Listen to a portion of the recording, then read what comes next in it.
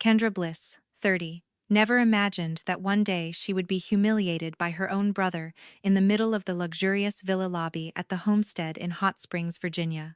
She had just dragged her suitcase inside and hadn't even had the chance to say a word when her brother rushed at her, grabbed her by the collar, and violently shoved her toward the reception desk. Kendra's shoulders slammed into the edge of the polished wooden counter, a sharp pain shooting up her neck and sending her stumbling to the ground. In that instant, everything seemed to freeze, the sound of her ragged breathing, the stunned silence of the people around them. Then a few hushed gasps broke out. Guests began pulling out their phones, recording every second as she was publicly humiliated in front of complete strangers. Kendra looked up, her heart pounding, thinking that at the very least her parents would rush over to help her up. But they didn't. They walked toward her with cold expressions, not to ask if she was hurt, but to scold her. "Don't make a scene. Your brother is under a lot of stress." Stress? She was the one on the floor. She was the one who had been thrown like an object, yet they still sided with her brother as if it were only natural. Those words hurt even more than the impact itself. They dragged up a lifetime of memories, years of being ignored, blamed, labeled the troublemaker, while her brother was always protected. Kendra's hands began to shake. But this time, it wasn't fear, it was a fire igniting inside her. Just minutes later, she stood up, brushed the dust off her clothes, and understood one thing clearly. This wouldn't end the way it always had. Not this time.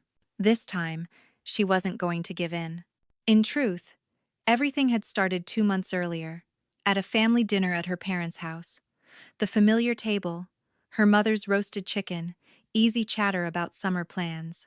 Kendra sat quietly, picking at her food, while her brother, as usual, occupied the center of attention, loud and commanding. Then, suddenly, he stood up, raised his glass, and announced with pride that he was treating the whole family to a luxury getaway at the homestead in Hot Springs. Kendra's parents immediately burst into applause, their faces glowing as if they had just heard the greatest news of their lives. "That's my son," her father said, clapping him hard on the shoulder. Her mother beamed, praising him for being thoughtful and for caring about the family. Kendra bit her lip, because she was the one who had quietly planned that trip, from choosing the villa and calling to make the reservation, to arranging the spa schedule, golf outings, and dinners.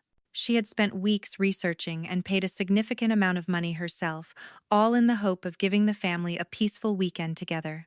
But no one looked at her. No one asked her a single question.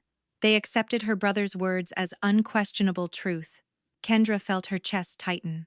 The feeling wasn't new growing up. Her brother was always favored. His failures were excused, while no matter how hard she tried, Kendra was dismissed as merely lucky. Tim. When she looked up, her brother was smirking, as if he knew for certain she would never dare speak up. And he was right. At that moment, Kendra stayed silent. Kendra wasn't angry just because her credit had been stolen at that dinner. What truly suffocated her was realizing that this pattern had repeated itself for years, like an unbreakable rule. Her brother was hot-tempered, controlling, and had a habit of taking his anger out on others. The moment anyone offered even mild criticism, he would snap, turn sarcastic, and sometimes even shove people if he felt challenged. With Kendra, it was even worse. In her brother's eyes, she wasn't a sister, she was simply the one who had to obey. What was most frightening was how her parents always defended him. If her brother lost his temper, they said he was under a lot of work pressure. If he shouted, they brushed it off as him being a little irritable. But if Kendra reacted at all, they immediately turned on her. "You always make a big deal out of things. You need to put up with your brother." Put up with it. A phrase Kendra had heard so often it felt normal, as if her feelings had never mattered as much as her brother's comfort. A week before the trip, everything finally reached a breaking point. Kendra called to confirm the itinerary and gently suggested adding a different restaurant because the original one was fully booked. That was all it took. Her brother immediately exploded, shouting that she was making things difficult, that she liked to control everything, then slammed the phone down. Kendra hadn't even had a chance to explain when her mother called back, her voice sharp with irritation. "What did you do to make your brother so angry? You know what he's like. Hearing that, Kendra felt her throat tighten not from shock, but from the familiar weight of being blamed. She had lived with it for so long that it no longer surprised her. And then came the moment in the villa lobby, when he threw her to the ground in front of everyone. In that instant, Kendra understood one thing with absolute clarity. If she stayed silent again, she would lose herself forever. If you've ever been forced to put up with it like Kendra, comment 1, so I know you've been through this too. After being thrown in the villa lobby, Kendra didn't stay to hear another word of blame. She stood up, her hands still trembling, but her eyes were different now, no longer weak, but cold and clear. She grabbed her suitcase and walked out of the lobby, moving past curious stares, past phones held up recording every second. No one in her family ran after her. No one asked if she was okay. And strangely enough, that only made her more certain she was doing the right thing. Kendra went straight to a small cafe near the resort. There, she ordered a latte and took a seat in a quiet corner, forcing herself to breathe deeply and calm the anger crushing her chest. Just a few minutes later, Carrie Frost, her only close friend who had always stood by her, walked in. Carrie's eyes went straight to the red mark near Kendra's collar, her brows tightening. "Your brother again?" Carrie asked, her voice filled with both anger and concern. And like a dam breaking, Kendra told her everything, being thrown across the villa lobby, her parents demanding that she apologize. The fact that she had paid for the entire trip, only for her brother to take all the credit. Her voice caught not from physical pain, but from the years of being erased and invalidated. Carrie didn't interrupt. She just listened quietly, her expression growing darker by the minute. When Kendra finally fell silent, Carrie set her cup down and spoke bluntly. "Do you know what the truth is? You don't owe them anything. They're used to you carrying everything. But this time, you need to let them feel the consequences." She paused, then added something that jolted Kendra awake. "This trip, whose name is it under? You booked everything under your name, right?" Kendra froze. And for the first time, she realized she was the one holding the power. As soon as Carrie finished speaking, it felt as if Kendra had been pulled out of a haze she'd been trapped in for years. She looked down at the phone in her hand. Her heart was still racing, but her mind was suddenly, strangely clear. That's right. Everything was under her name. The villa, the rental car, the spa appointments, even the prepaid dinners. Which meant she was the one who got to decide. Kendra didn't hesitate any longer. She stepped out of the cafe, stood beneath the resort's covered walkway where the cold wind brushed past her, and called the management office. Her voice was so calm it surprised even her. "I'd like to modify the reservation," she said clearly. "Please cancel the other 3 villas and keep just one, under the name Kendra Bliss." The manager hesitated briefly. It was a major change, but after checking the details, he quickly confirmed. "There will be a cancellation fee of about $1,500, he informed her. Kendra closed her eyes for a second. $1,500 wasn't a small amount, but compared to the price of continuing to pay with her self-respect, it was nothing. "I agree," she said, and with that single sentence, it felt as though an invisible cord inside her had been cut. She had just put an end to her role as the family's caretaker. She wasn't done yet. Kendra immediately called the car rental company. The spacious SUV she had booked for the whole family was changed to a compact sedan. "I only need a car for one person," she said. The agent on the other end sounded surprised, but confirmed the change. Kendra hung up and looked at the screen, as if she were seeing herself reflected there, a version of herself that was no longer afraid, no longer asking for permission. A flash crossed her mind, her brother lounging comfortably, her parents praising him, and her quietly paying the bills as if it were only natural. Kendra tightened her grip on her phone. This time would be different. If they wanted to enjoy paradise, they would have to pay for it themselves. She pulled her suitcase straight and walked back toward the resort lobby. Every step felt like a declaration. It was over. The era of being used was finished. Kendra entered the lobby again, but this time, she was no longer the woman who had been thrown to the floor in front of strangers. She walked in upright, back straight, rolling her suitcase as if dragging behind her all the silence she had endured for years. Her family was still there. Her brother leaned against the reception desk with an irritated expression, while her parents stood nearby, their faces tight with annoyance as if she were the one who had done something wrong. The moment they saw her, her mother rushed forward, voice sharp. "Where did you go? Leaving the whole family standing here. Do you know you're making everything worse?" Kendra looked her mother straight in the eye, then turned to her brother. He smirked, clearly convinced she would lower her head and apologize like always. But Kendra said only one sentence, calm and unmistakably clear. "The 3 other villas have been cancelled. I kept just one for me." Aksher. The air in the lobby seemed to freeze. Her father's mouth fell open. Her mother stood stunned. Her brother immediately sprang upright, snarling, "What? Are you crazy? You dare ruin my trip?" "Your trip?" Kendra let out a laugh, but it was cold enough to send a chill through the room. She turned toward the front desk and spoke as if making a public declaration to everyone watching. "Every reservation here, from the villas to the spa, is under my name. I paid nearly $10,000 for this trip." A wave of murmurs rippled through the lobby. A few people turned to look at her brother differently now. His face flushed red as he immediately turned to their parents, trying to pull them back to his side. "I told you I booked everything for the family." But Kendra didn't let him continue the performance. She looked straight at her parents, her voice calm but hard as stone. "I paid. I planned everything. I was treated like I was disposable. And now, I'm simply taking back what's mine." Her mother's voice trembled. You're overreacting." Kendra shook her head. "No, I'm just done enduring. If you've ever had your efforts taken advantage of by family or loved ones, and then been told to stay silent, comment 1, so I know you understand how Kendra feels." Just a few hours later, the consequences came crashing down like a cold wave. The front desk confirmed one last time. The resort was fully booked. There were no villas left for Kendra's family to rebook. Her brother stood frozen, gripping his phone so tightly it looked like he might crush it. Their parents kept trying to negotiate, asking again and again if there was any way to make an exception. But it was too late. The luxury accommodations they had assumed were theirs were gone in an instant. In the end, they were forced to leave the resort and drive away, searching for somewhere anywhere to spend the night. What they found was a cheap motel nearly 10 miles away.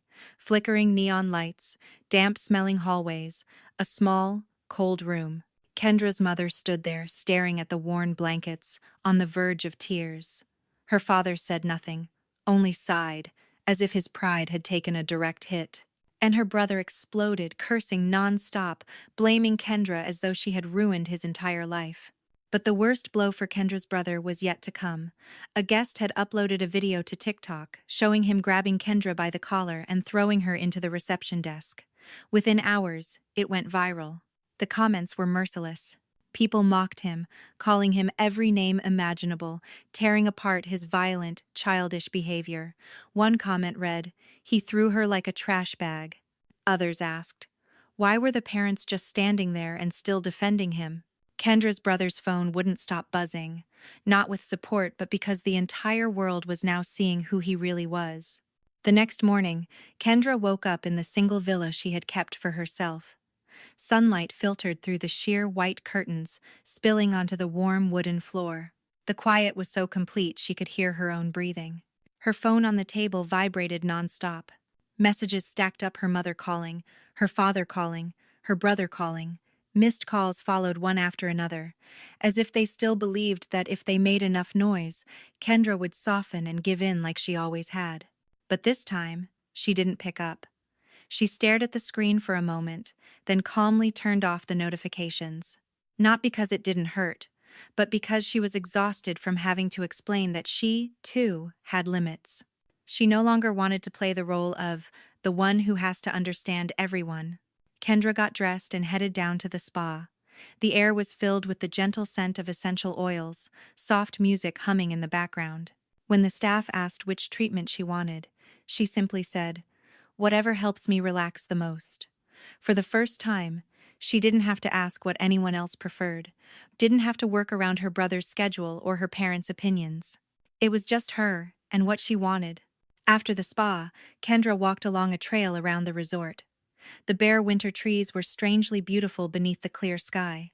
She stopped for a long while at a lookout over the valley, cold wind brushing her cheeks, yet a surprising warmth settling in her chest. The feeling was like finally taking off a heavy coat you'd been wearing for years, one that never really fit. That afternoon, she joined a wine tasting. She chatted with a few strangers and laughed more than she expected. No one there knew her as the daughter who always causes trouble. No one demanded that she apologize for having feelings. Here, she was simply Kendra, a woman enjoying her vacation.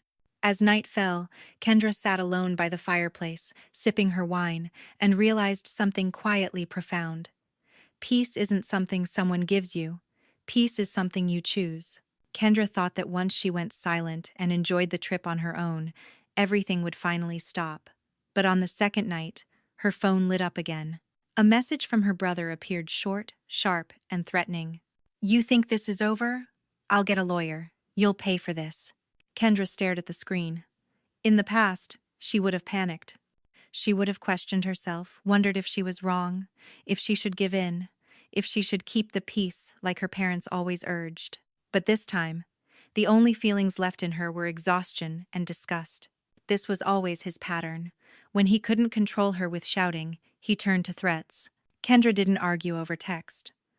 Calmly, she opened her contacts and called Grayson, her longtime lawyer. His voice was steady and reassuring. "Kendra, stay calm. Tell me everything from the beginning." She explained it clearly. Everything had been booked under her name. She had paid for it all. She canceled 3 villas and changed the rental car after being assaulted and humiliated. She also told him about the viral video and the ongoing harassment from her family. Grayson listened, then said a single sentence that nearly made Kendra laugh with relief. "You have nothing to be afraid of. If everything was booked under your name and you paid for it, he has no grounds to sue. That was entirely your decision. In fact, you would be well within your rights to consider reporting the assault, if you chose to." For the first time, Kendra felt herself standing on the right side of the truth, not on the side of family is always right, but on the side of the law and clear boundaries. She thanked her lawyer and ended the call. Then she looked at her brother's message one more time. There was no fear left, no hesitation. Kendra blocked his number immediately, like locking the last door he still hoped to use to drag her back into the old cycle. She set her phone down, took a deep breath, and understood something for the first time. Sometimes freedom begins with a single tap on block.